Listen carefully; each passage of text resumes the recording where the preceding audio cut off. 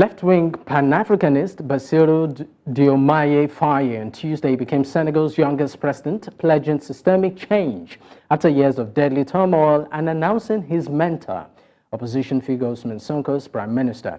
Faye and Sonko were among a group of opposition politicians freed from prison 10 days before the March 24th presidential polls, under an amnesty announced by former President Macky Sall, who tried to delay the vote. Now joining me to make sense of this is inaugurated, senior journalist and also news producer, West African Democracy Radio from Dakar, Senegal. Thank you for your time, Imo. Hello, Dakar. Thank you for having me. All right, great. Now let's start off with this. How are the citizens of Senegal, will I say, absorbing the new reality now when it comes to government? Well, I think this is the best thing to have happened to those that have been clamoring for the removal of the elite politicians. This is epoch-making history, that for the next 25 years, the next generation will not forget in a hurry. I mean, this is well received, and as expected, Ousmane Sonko was appointed the prime minister late last night. And for most people, they feel Sonko, in his pedigree, should be like an advisor, somebody who one can see as a godfather instead of, accepting that position of a prime minister. But like you and I know, Sonko has always been hungry for power. And it was rather unfortunate that he didn't get the presidency, but somehow he managed to be close to the presidency by becoming the prime minister. So it is well accepted by those who fought for him, well accepted by a larger chunk of the population, those who were fed up with the elite politicians and those who wanted, fresh air in Senegal, that change, that much needed change in all fares of the country. So it is really welcome. Now, for many that, have observed political trends for quite a while, I mean, we have two, well, I call it political besties, permit me to use that word now, being, at the top of government, governing a state. We have Faye on one side, we have Sonko on the other, Faye being president, Sonko being prime minister, and, I mean, all looks like it's all ceremony, pomp and pageantry right now. But the question also on the lips of many is, can you have a ship with two captains? Absolutely not. You can have a ship with two captains. But in this case, you may permit two captains because Sonko has been the one fighting for, this change. He has spearheaded the entire, from 2021 to 2024. He's been there fighting tooth and nail. He's been the one going to courtrooms for trials here and there. And, he's also been the one 8 to 10 months in prison, so to some extent, he deserves to also have a taste of this power, a taste of, this captainship as it is, but again, people, like I mentioned earlier, people are worried about, the conflict of interest. Right? Certainly, you can have two best friends, per se, running, the country. There will always be, no, I don't like this, you like this, how do we settle it? And that is what people are waiting for. Yes, the first few weeks, first few months, it may be rosy.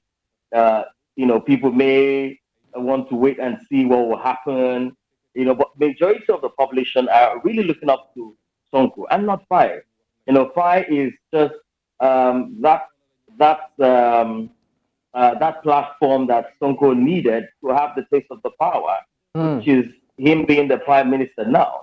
So definitely most of the decisions, if I'm not mistaken, will be coming from Sonko. But again, now that, I'm sorry to cut in. Now that exactly seems to be the naughty point in all of this.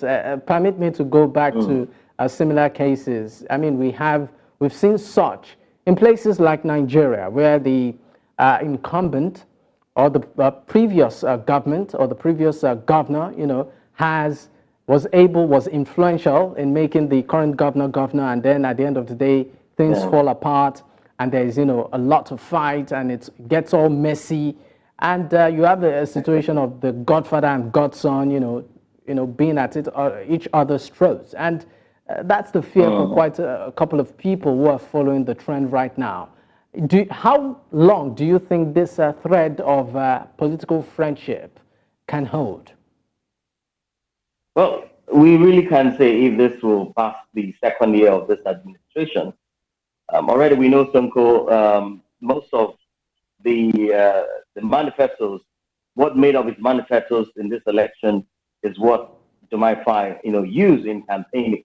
And as such, whatever decisions that will come from the presidency will certainly come from Sonko. Sonko right now is holding a very strong power. He is the head of the government. Yes, we know Diomaye Faye is the president, but he's the head of government. He's the one that will decide who takes what position, who takes what institution, what ministry, and how the cabinet is being formed. He's going to oversee all of that. But again, like you mentioned, how long will this political friendship last? We only need to wait and see. Well, I'm thinking that this may not pass the first 2 years of this administration because certainly there will be conflict of interest, and not just me saying it, but that has been, the analysis of political watchers, those that have been following their trend. I mean, for the kind of person of Sonko, he doesn't need the position of a prime minister who is second to the president. He needs to be the president himself. This is what people had wanted, but unfortunately, it went the other way. So what people are saying is, if they survive this first 5 years without any clashes or any issue, I mean, this is inevitable. You can't escape it. Because at one point, the camp of Diomaye Faye will clash with the camp of Ousmane Sonko. In whichever way you want to put it, whether in terms of appointment, whether in terms of administration, or in terms of policy, drawing or making, there will always be a clash. But if they manage to cross the first 2 years of this administration, then they can certainly see the fifth year. Okay, now let's look at the person of the current president, that's Faye. I mean, we know a bit about Sonko. We know he's an activist, pretty much firebrand, assertive, has paid his dues politically. But little was pretty much known about the current president now, except for being an ally to Ousmane Sonko. And just weeks before the actual polls, his names, came up and became a household name, particularly when Ousmane Sonko gave that endorsement, when he said, Faye is Sonko and Sonko is Faye, right? And that sent a strong message. Now, the question also is this. Do you think Faye has what it takes, the capacity to make decisions autonomous of Ousmane Sonko, or do you think Senegal has elected a puppet president? Quite amusing. Well, most people don't see him as a puppet. Certainly, he will be able to make his decisions, overstepping that of Ousmane Sonko. But largely, being the head of the government, I'm talking about Sonko now, he will be the one making most of the decisions, under the approval of, or subject to the approval of the president, Diomaye Faye. We're going to see a different Diomaye Faye. He may be the quiet one who was just a general secretary of the dissolved party. He may be that person who wasn't really known, even when they released both of them, even when his name was mentioned and Sonko gave the endorsement for people to vote for him. A lot of people were still wondering, who is this man? Who is this man? Who is Diomaye Faye? He was a very a background person, somebody who is always at the back, always either scripting doing something for Sonko or running errands, as a piece, or trying to, throw out one propaganda or the other on social media, call for a press conference before he was thrown into the prison. So we may see likelihood a different Diomaye Faye, because, once you get to that position of power, I mean, the only person you can listen, or the only group of people in this country you can listen to, will be the Constitutional Council. That's the seven wise men. Other than that, we are the God of this country. I mean, whether Sonko makes a decision, he has the power to overrule whatever Sonko is deciding. or whatever Sonko wants to implement. So we may not likely see a quiet Diomaye Faye. He may be quiet the first couple of weeks, but certainly he will come out from his shell because both of them, they share the same agenda, they share the same idea, they share the same passion for what they've been fighting for in the last 2 or 3 years. So I don't think he will be quiet or should be quiet about it. We're going to see a different Diomaye Faye from what we've known in the last 2 or 3 years. And perhaps a Diomaye Faye that we're able to step on toes. And talking about toes in particular, Ousmane Sonko, which is what we are all waiting for. Yes, we're not praying for that, but certainly we know that will happen. I mean, if, like I said, if the first 2 years permits them, then fine, they'll be good together. But definitely we're going to see a different Diomaye Faye, an outspoken Diomaye Faye, a Diomaye Faye with so much authority and maybe a charisma that he's going to be and take on over time. Maybe, hopefully, we can just keep our fingers crossed on that one. But before we close shop on this particular conversation, let's talk about the yearnings of an average, Senegal citizen. We know that the current administration promised systemic changes, particularly tailored around certain areas. One of it having to be corruption and also improving the economic fortunes of Senegalese people. Now, what do you think lies ahead for the current government? What are those key areas you feel the government of Senegal needs to address in no time? Like they say, uneasy lies the head that wears the crown. Certainly, these guys, they know the problem of the people. They know why they were voted in. Number one is unemployment, and because of that, because of unemployment, we've seen thousands of young people, migrating out of this country, irregularly through the Atlantic Ocean, Mediterranean Sea, and all of that. That is one thing that Sonko and his Diomaye Faye and Sonko will have to address: unemployment. The other thing is corruption, like you mentioned.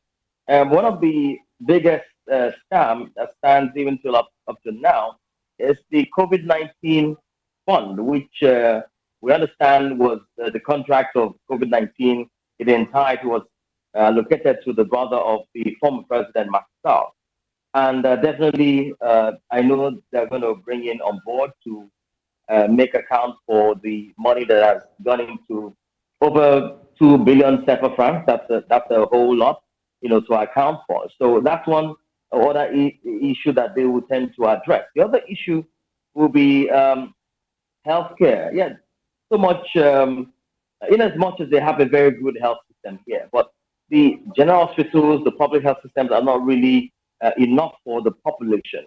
Okay. And most people will have to travel as far as Chess region, Saint Louis, to come down to Dakar. I mean, I'm going to stay with you, Edit, on this. Talking about the economy, talking about at the poverty level and also the population. Now, based on an estimate of about 50.8% of the population in Senegal, that's about over 8,000 people in 2021.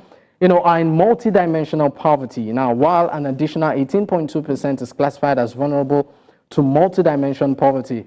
I mean, we're talking about thousands of people here being, below that poverty line. Quickly, in 30 seconds, what do you think the government can do speedily to sort of, change that number, to ensure that people move way above the poverty line? Well, in the last 3 years, they've had series of programs for young people, to key in and get themselves employed. There have been several programs, set up by the previous administration. And one thing I feel that this administration needs to do is to go back to those programs, review them, and see how far it's gone, why wasn't it working, how can we make it work? Because here in Dakar, over half of the population are foreigners. And because of how things are expensive here, people are, back home. They resort to living outside of town, coming into work here and going back. So these are issues that he needs to address. Create a platform where wherever you are, you can get that job done. You don't need to come to Dakar. Dakar is overpopulated. And if they can do that, create, these institutions that can generate jobs, then I think we to fight irregular migration, which is one thing that is All really, right. really hard on Senegal. All right, Edith, I wish we could continue with this conversation, but we need to go. Thank you so much for joining me on the conversation. Thank you, Dr. for having me. All right. Now, that was Imo Edet, senior journalist and also news producer, West Africa Democracy Radio from Dakar, Senegal. And of course, many thanks to you for staying with me on today's episode. My name is Dapo Adibui. In case you missed, of course, the episode today, you can always go to our YouTube page to catch up. Bye for now.